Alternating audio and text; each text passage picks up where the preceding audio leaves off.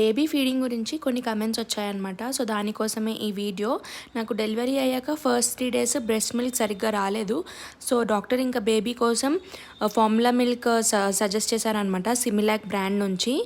అప్పటికి ఇంకా breast milk పడకపోతే ఇంకా గ్రాన్యూల్స్ ఉంటాయి కదా, లాక్ట్ కేర్ గ్రాన్యూల్స్ రాశారు.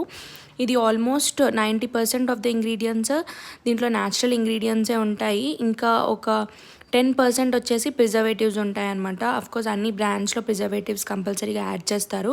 So most of the ingredients వచ్చేసి న్యాచురల్ ఉన్నాయి. సో 100% సేఫ్ అని చెప్పి ఇచ్చారనమాట.